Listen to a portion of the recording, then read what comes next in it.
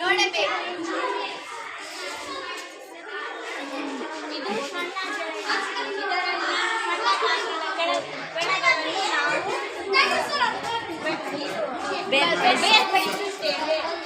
ಇದು ದೊಡ್ಡ ದೊಡ್ಡ ಜರಡಿ. ಇದರಲ್ಲಿ ಸಣ್ಣ ಗಾತ್ರದ ಧಾನ್ಯಗಳನ್ನು ಬೇರ್ಪಡಿಸುತ್ತೇವೆ. ಸೌಂಡು ಜಾಸ್ತಿ ಇರಬೇಕು. ಇದರಲ್ಲಿ ಸಣ್ಣ ಗಾತ್ರದ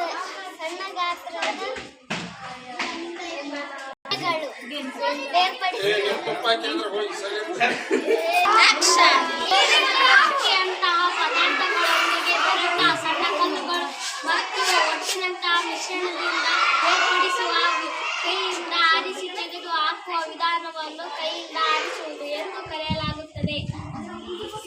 ಅದಕ್ಕೆ ಕಾರಣ ಮಿಶ್ರಣ ಹಾಕಿದ ಮೇಲೆ ಕಲ್ಲು, ಕಸ, ಕಡ್ಡಿ ಇತ್ಯಾದಿಗಳಿರುತ್ತೆ. ಅದಕ್ಕೆ ಕೈಯಿಂದ ಆರಿಸುವುದು ಅನ್ನುವುದು. ಉದಾಹರಣೆ ಈ ತರ ಆರಿಸುವುದು.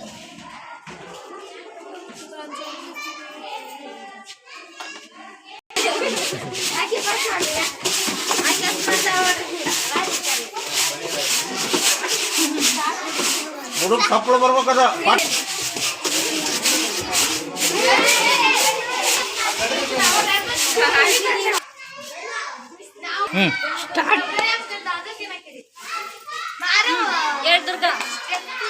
ಮೊಸರಿಂದ ಬೆಣ್ಣೆಯನ್ನು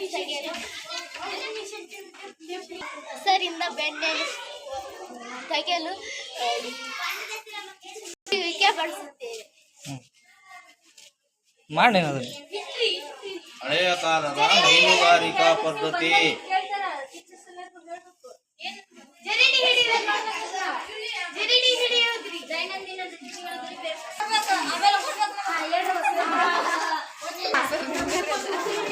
ಹೇಳಿ ಚೈತ್ರ ಆಕೆ ತೆಗಿತಾಳ. ಬಸದಿಗೆ ಎಂದರೇನು? ದ್ರವದ ತಳಭಾಗದ ಬಲವಾದ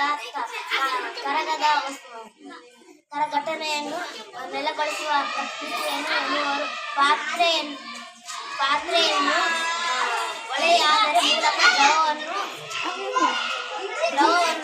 ತೆಗೆಯುವ ಪ್ರಕ್ರಿಯೆಯನ್ನು ಬೆಸುವಿಕೆ ಎನ್ನುವರು.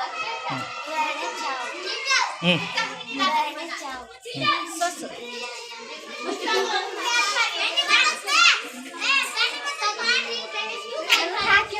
ನಾಲ್ಕತ್ತು ಎತ್ತಿ ಹಾಕ್ತವೆ. ಹೇಳದ್ರ ಬಗ್ಗೆ ಹೇಳಿ.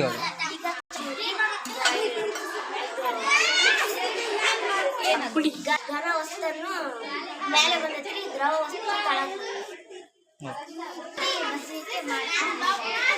ಹೇಳಿ ಸ್ಟಾರ್ಟ್ ಮಾಡಿ. ವಿಲೀನಗೊಳ್ಳ ಘನ ಘಟಕಗಳನ್ನು ದ್ರವದಿಂದ ಬೇರ್ಪಡಿಸಲು ಸೋಸುವಿಕೆಯನ್ನು ಬಳಸುತ್ತೇವೆ. ಇದರಲ್ಲಿ ಇದು ಒಂದು ಫಿಲ್ಟರ್ ಕಾಗದದಲ್ಲಿ ಸಣ್ಣ ಸಣ್ಣ ರಂಧ್ರಗಳು ಇರುತ್ತವೆ. ಸಣ್ಣ ಸಣ್ಣ ರಂಧ್ರದ ಮುಖಾಂತರ ಇದರಲ್ಲಿರುವ ಗಟ್ಟಿಯಾದ ಪದಾರ್ಥ, ಕಸ, ಕಡ್ಡಿಯನ್ನು ಇದರೊಳಗೆ ಉಳ್ಕೊಂತವೆ. ಶುದ್ಧವಾದ ನೀರು ಇದರಲ್ಲಿ ಹೋಗುತ್ತದೆ. ಇಲ್ಲಿ ತೋರಿಸ್ತೀವಿ.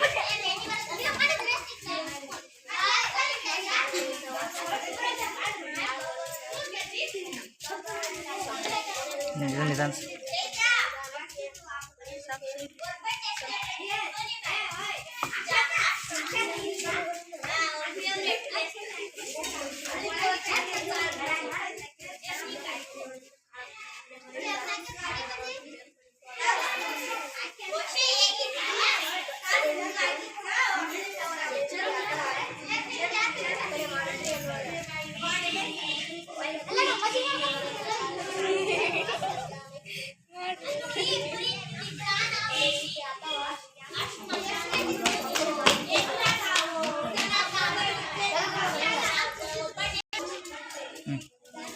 ಮೇಲೆ ಹಿಡ್ಕೊಂಡು ಮೇಲೆ ಎತ್ತಿ. ಹೇಳಿ ಇವಾಗ ಎಷ್ಟು ಮೇಲೆ ಉಳಿದ ಘನ ಪದಾರ್ಥಗಳು ನೋಡ್ರಿ. ಗರಡು ತೆಗಿ, ಗರಡು ಅದ್ರ ಮೇಲೆ ಬರಬಾರ್ದು. Very good. ಶುದ್ಧವಾದ ನೀರು ಯಾವುದಪ್ಪ? ಮೇಲೆ ನೀರು ಬರುವಂತ ಕೈ ಕೆಳಗಡೆ ಇಡಬೇಕು. ಕಂಡ ಸೋದಂಗೆ ಹಿಡಿತಿಲ್ಲ ಅದು. ಸರಿ ತೋರಿಸಿ. ಇದರಲ್ಲಿ ಗಟ್ಟಿಯಾದ ಪದಾರ್ಥಗಳು ಹಂಗೆ ಉಳ್ಕೊಂತಿದೆ ಸರ್. ಹ್ಞೂ ಓಕೆ ಆಯ್ತಾ? ಕಾಂತೀಯ ಬೇರ್ಪಡಿಸುವಿಕೆ ರೀ. ಕಾಂತಗಳಲ್ಲಿ ಯಾವುದೇ ಕಾಂತದಲ್ಲಿ ಹೊರಗೆ ಬೇಕಂದ್ರೆ ರೀ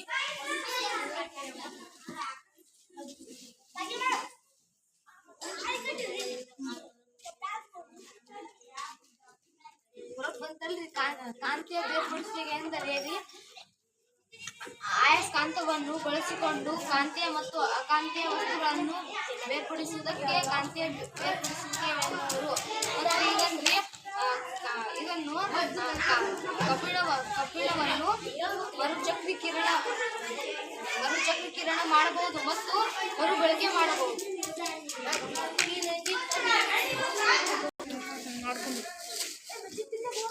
ವಿವರಣೆಯನ್ನ ಹ್ಞೂ ಎಲ್ಲ ತೆನೆಗಳಿಂದ ಕಾಳುಗಳನ್ನು ಬೇರ್ಪಡಿಸುವ ವಿಧಾನಕ್ಕೆ ಬಡಿಯುವಿಕೆ ಅಥವಾ ಒಕ್ಕಣೆ ಮಾಡುವಿಕೆ ಎನ್ನುವರು. ಇದು ಜೋಳದ ತೆನೆ ಅಂತ ಮಾಹಿತಿ ಹೇಳಬೇಕು ಸರ್ಗೆ. ಇದು ಜೋಳದ ತೆನೆ.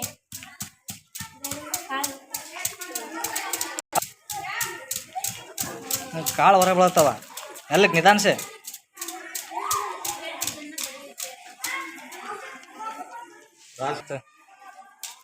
ಹಿಂಗ ಹಿಂಗ ಹಿಂಗ ಅಳಗಾಡಿಸ್ಬೇಕು ಅದನ್ನ.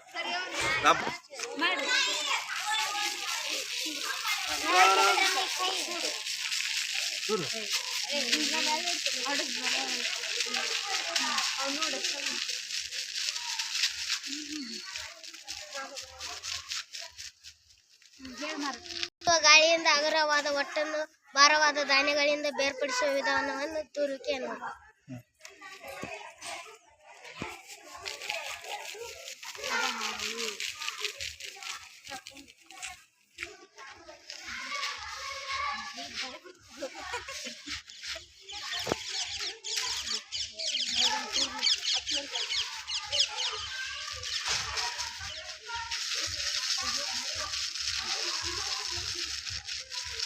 ಹಿಂದಿನ ಕಾಲದಲ್ಲಿ ರೈತರು ಬೆಳೆದಂಥ ಬೆಳೆಯ ರಾಶಿಯನ್ನು ಮಾಡುವ ಒಂದು ಹಳೆಯ ಕಾಲದ ಪದ್ಧತಿ ಇದು.